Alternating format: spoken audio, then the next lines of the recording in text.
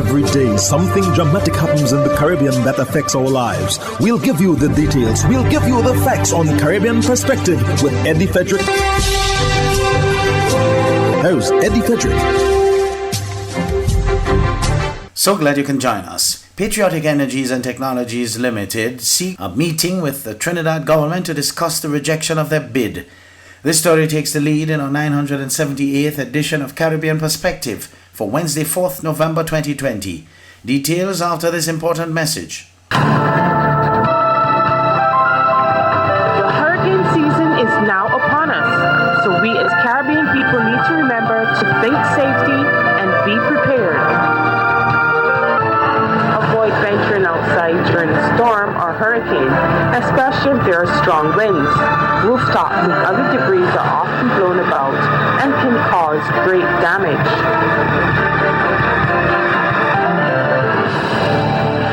Welcome back. One day after the government of Trinidad and Tobago rejected its bid to take over the Point-à-Pierre refinery, Patriotic Energies and Technologies Limited is yet to secure a meeting to discuss a way forward. CNC3's Carissa Lee has the latest on this development. Patriotic Energies and Technologies Limited, a company owned by the Oilfield Workers Trade Union, has invested heavily in its quest to acquire the Patriotic refinery and port.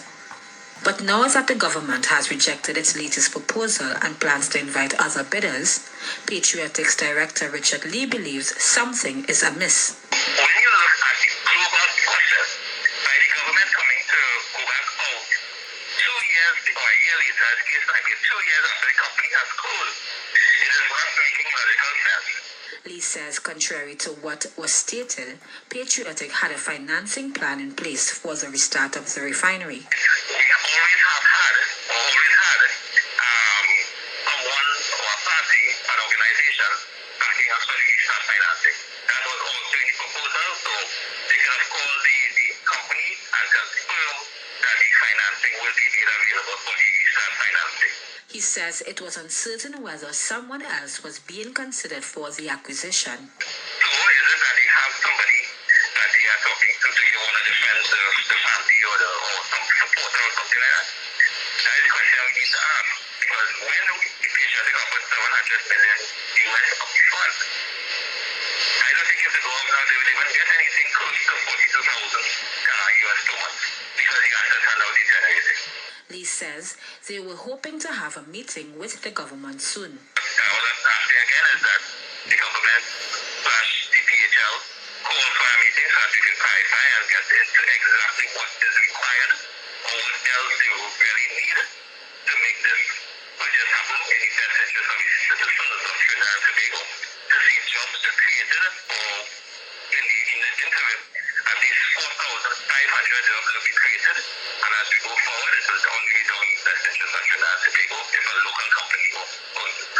Patriotic was named the preferred bidder in September last year when they beat out 77 other competitors in the quest for the refinery and port. Carissa Lee, CNC3 News. There are questions as to whether Trinidad and Tobago has recorded its first case of COVID-19 reinfection. CNC3's Rashad Khan has this story. The patient in question is a male in his 20s from northern Trinidad who first tested positive for the virus in the 3rd week of August. CNC3 News understands the patient had mild symptoms of the virus, which persisted. 1 month later, he was still positive. The patient tested negative during the 2nd week of October and resumed work the following week despite having very mild and lingering symptoms.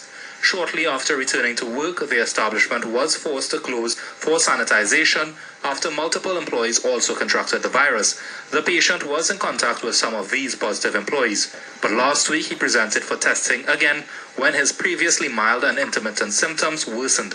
The result returned positive. Now, COVID-19 reinfection is a rare occurrence, but a number of cases have been documented in other countries. So now this begs the question, could this be one of those rare phenomena? When contacted, internal medicine specialist and host of CNC3's Ask the Doctor, Dr. Joel Tilak Singh said it's almost impossible to tell by looking at it. He says in order to be certain, genetic tests are needed. But now here's the bump in the road. We're only able to medically observe if someone is reinfected and not scientifically test. And that's because the chief medical officer says we don't have the ability to. being able to tell whether it is a reinfection at this point in Trinidad and Tobago may not be possible in terms of testing. As we have said a few times before, the University of the West Indies is trying to do some typing of the various types of the virus that we have. When they are able to do that and we are able to do it in real time, we will be in a better position to see if there's possible reinfection. There have been previous instances of people testing positive long after being cleared of the virus due to residual viral particles in their system. But Parasram says there's only one instance that he knows of where a local person tested positive again and was symptomatic. Rashad Khan, CNC3 News. Still on Trinidad and Tobago, a portion of the seized drug susu money in Port of Spain has been sent under the direction of a magistrate for narcotics testing. The instruction came from Arima Magistrate Sharon Raphael, who granted the detention order for police to hold DSS funds for a period of 3 months. Last Tuesday, police seized $6.4 million in its second raid of the organization. A senior investigator revealed that the magistrate ordered at least $5,000 be sent to the Forensic Science Center for tests to be done to determine whether there's any residue of drugs on the notes. Investigators told Guardian Media that it was not an unusual request considering the quantity of the money, and it was the magistrate's right to do so. Guardian Media has been informed that proper protocols were followed during the raid to make sure the money was not contaminated by police.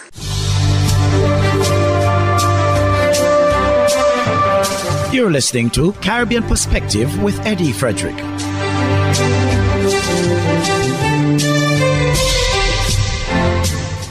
St. Vincent and the Grenadines will assume the chairmanship of the United Nations Security Council on Sunday. A statement from the Ministry of Foreign Affairs said that the 1-month stint is the island's first and only presidency during the country's time on the United Nations Security Council and forms part of the island's responsibility as a non-permanent member. St. Vincent and the Grenadines' presidency of the United Nations Security Council during the month of November aims to address contemporary challenges which include pandemics, environmental challenges, climate change and its security consequences, and the nexus between development and peace and security, the ministry said. It said that the key events for the month will include a virtual press briefing to be conducted by Prime Minister Dr. Ralph Gonsalves on Monday. Gonsalves will 1 day later chair the United Nations Security Council virtual open debate under the agenda theme Peace Building and Sustainable Peace, Contemporary Drivers of Conflict and Insecurity. On November 4th, the United Nations Security Council will host a meeting of the police commissioners of the United Nations peacekeeping missions intended to highlight issues affecting Haiti. St. Vincent and the Grenadines was officially elected as a non-permanent member of the United Nations Security and officially assumed its position on January 2nd, 2020, which will run for the period of 2 years, culminating on December 31st, 2021. Authorities are mulling their options, with St. Lucia set to lose a large source market for tourism for over a month. The United Kingdom is set to enter a month-long national lockdown to reduce rising COVID-19 cases. In the wake of the closure of the United Kingdom market, the St. Lucian government is ramping up travel and tourism marketing in the United States, the country with the highest number of COVID-19 cases in the world. Solange Alfred of HTS News Force reports. A national lockdown from November 5th for 4 weeks has been imposed by UK Prime Minister Boris Johnson. The recent action has derailed St. Lucia's efforts at rebuilding its visitors' arrivals from the key source market during the ongoing pandemic. The island was excited for the return of United Kingdom's TUI Airways, with its weekly flights from London Gatwick to Uranora International Airport from Tuesday, November 3rd. Now, Prime Minister Alan Chastanet says the situation is being monitored closely. Part of the lockdown is that they have suspended both domestic travel or vacationing in the UK, as well as international travel. We're still working on some of the details in terms of the tourists that are here, but my understanding is that once the airlines continue to fly, the persons who are already here will be allowed to go back in to the UK.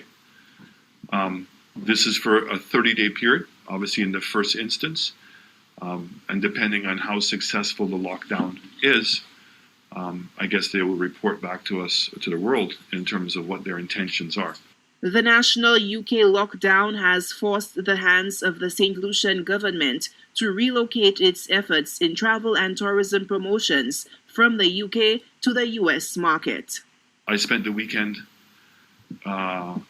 preparing meetings with the major US airlines to see if we can get an increase in airlift coming out of the US. And the reason for that is as you know, Royalton Hotel, Le Spore, Windjammer Landing are some of the, and Coconut Bay all opened up this weekend. So we do have an excess amount of room capacity, and the UK was going to fill that quite significantly. The demand out of the UK was doing very well, and we were just in the process of launching a major campaign in the UK. So we're going to try to shift our efforts as quickly as possible to the US market that continues to remain open. The Prime Minister continues to tout his confidence in the protocols that govern visitor entrance into the island.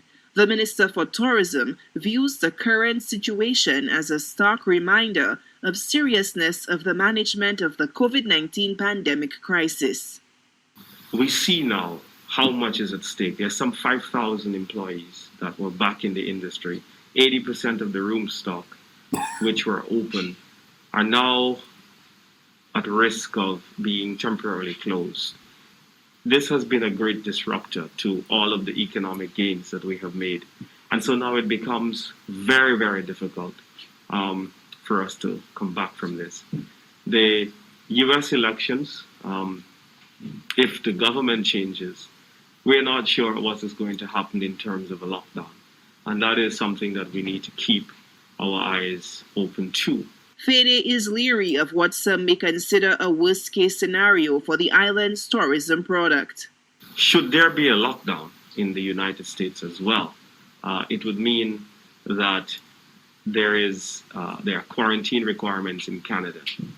There is a lockdown in the UK. And really, the only market available to us. So let's hope and pray that the situation in the US will continue to remain open so that we can have as little disruption as possible to our economic recovery. According to officials, dialogue continues with British Airways and American Airlines, which have both indicated that trial runs with pre-testing have registered success.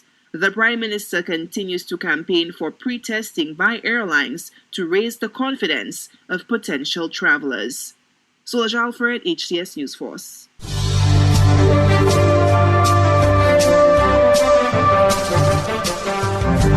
I am Eddie Frederick. This has been Caribbean Perspective, a whole new approach to highlighting developments in the Caribbean.